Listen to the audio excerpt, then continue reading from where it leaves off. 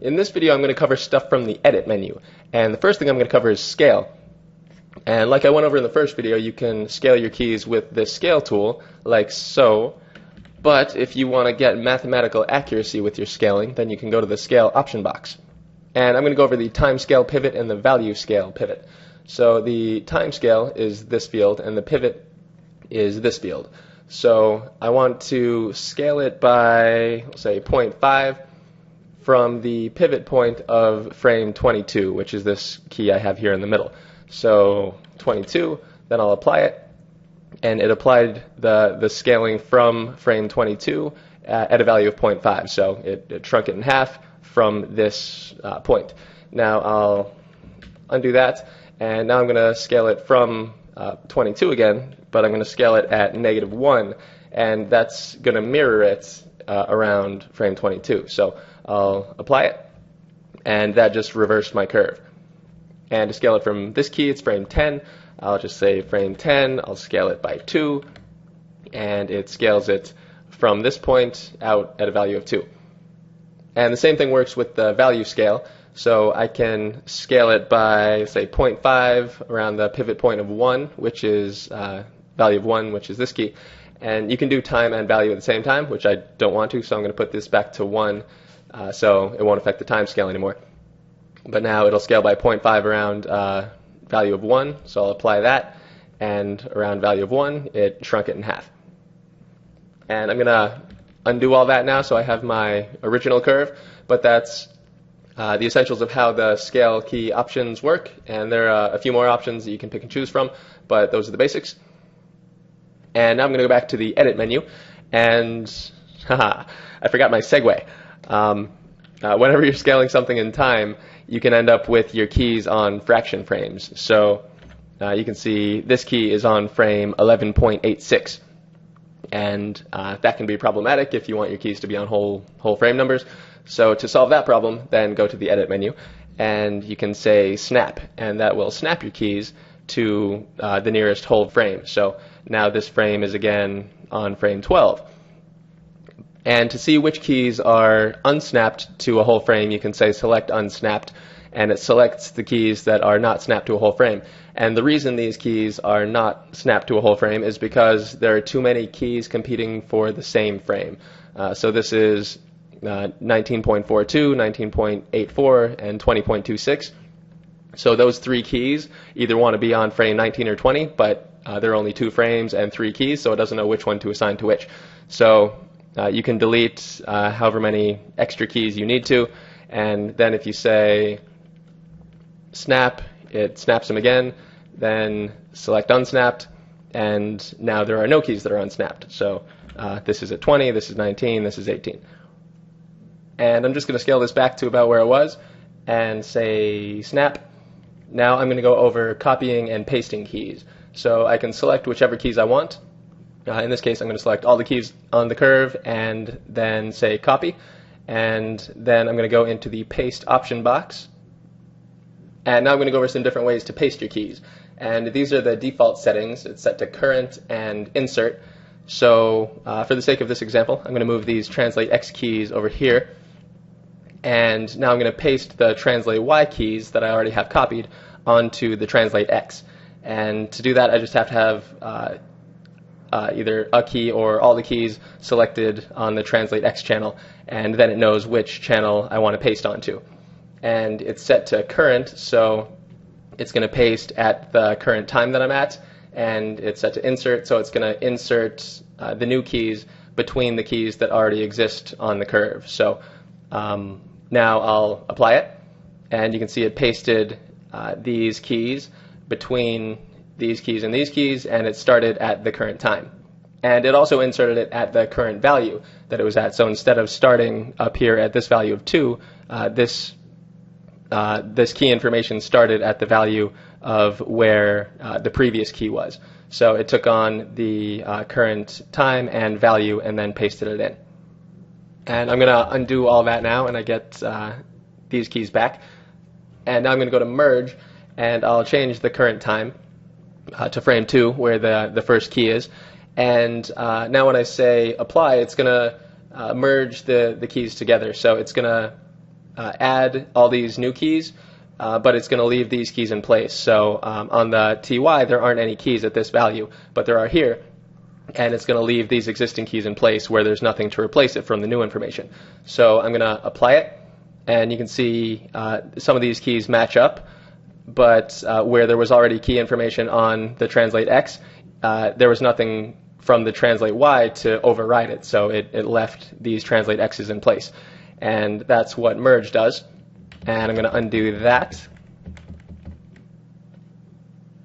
And now I'm going to go to clipboard. And now it doesn't matter the current time that I'm on, so I can go to frame 17, but it's going to paste it at the time where the key information was taken from. So, you also get the replace option when you're in clipboard, and then that's going to replace all this key information with the new key information. So it's going to erase the key information that's already there and replace it with the new stuff. So I'll select that channel, I'll say apply, and you can see it started from this time, and also all the old keys are gone, and just replaced it with the new ones. And just like with insert, the values of the keys aren't matching up. If you want the values to match, then you can either use merge, or you can uncheck this connect checkbox. So I'll do that, and then delete these extra keys. Now I'll apply it again, and it pastes the value of the keys from where it was copied from. And those are all the options I'm going to cover. If you want to explore a bit yourself, you can do that. And these help images, if you click the checkbox, then it gives you little visual tips about what's happening. So if I click on this one, you'll see it changes a little bit. So that can help you if you want to figure out what everything does. But those are the basics and I think the most important stuff. So that's that for the options. And now I'm going to delete all these extra keys for the translate X. So now it's only animating up and down and Y. And so far I've been pasting onto one channel at a time. You can also paste onto multiple channels at the same time. So if I select multiple channels, here I have all the scales, then I say paste. Then it pastes onto all those channels. So it's pasted onto the X, Y, and Z. And if I scrub through, you see it scaling. And it's kind of crazy, so I'm going to delete all those keys. And now I'm going to bring in Raymond K. Hessel, and I'll show you that you can copy and paste from one controller to a different controller, even onto a different character. So I already have this copied, and now I'll click on Raymond's body controller. I'll set a key and then grab the translate Y and paste. And now Raymond has the same translate Y as the ball, so he's moving up and down with it. And practical application to paste from one channel to a different one would be possibly in a walk cycle if you've already got the translate up and down that you like, and then you want to get the rotate overlap. Then you could copy the translate Y onto the rotate X and paste that, and now I have translate Y and rotate X. They're the same thing. The values are kind of nuts right now, but if I scale this way down, now his still a bit too much. So now his up and down is reasonable, and his rotate I should probably increase a bit so you can see it. And now he's translating and rotating. I'm actually going to even these out a little bit. Okay, now I'll scale way up, and he's translating and rotating. Then if I offset this by a couple of frames, then I get a nice up and down with the overlap. And it's definitely funky right now, but that's just the idea of what you can use it for.